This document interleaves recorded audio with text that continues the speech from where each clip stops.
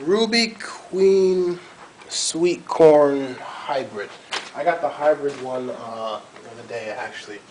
This is one of those plants. It's actually pretty unique. Now you're going to get the seed itself. Use the John's method when you start out. This one's actually interesting.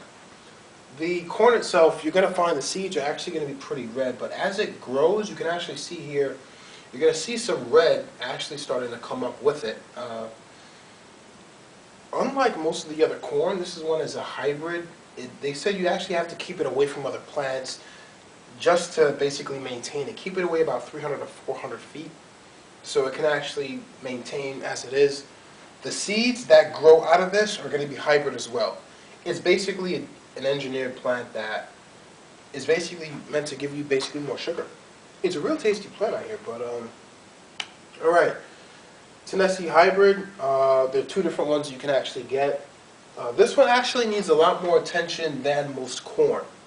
Unlike the regular golden corn or the sweet corn, this one is a hybrid and it needs very specific ones. A lot of people just choose it because you can get more sugar from it. That's why it's a plant, that's why they engineered it that way. The amount of room this one actually needs, when it grows out to about 3 feet, you actually need to separate it itself from other plants just to maintain the fact that it is that hybrid. And it also, if it gets close to its other plants, you need to actually put on one plant here, 6 inches here, one plant here, 6 inches later, one plant here. Just basically separate them, because sometimes the farmers say that the reason why they do it is they actually take the machine up and it snatches off the corn ears and then it just flips it back into the hopper. So if you're just picking this up into the backyard, it's okay. My recommendations: don't use a greenhouse, just surround it with plastic itself. So nothing else actually gets in the way. It's a real weird plant. It's a weird plant, but fertilizer for this, it's gonna need compost, but it's a hybrid. It really survives on its own. It really doesn't need anything else. Fertilizer, water, soil, good moisture. You can use some compost in it. Honestly, it really doesn't need it, so I'd say just about 10%. That's it. Farmers really don't use compost when it comes to corn. You really don't have to. I mean, the corn survives on its own. When you have a hybrid plant, you don't need to give it any compost.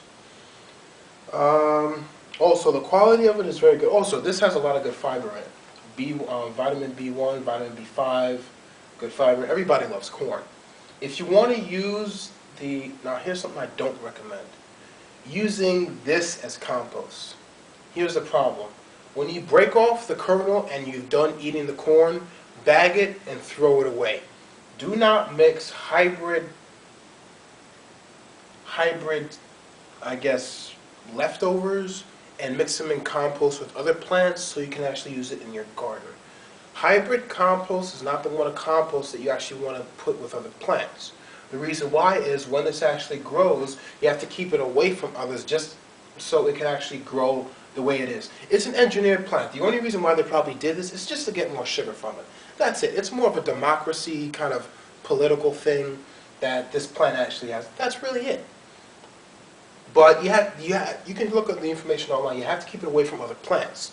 300 to 400 feet, just there. I mean, honestly, I wouldn't even bother, but because the fact that farmers actually use it, you squeeze it in, you get more sugar from it, it makes it a lot easier. So you can actually have it there.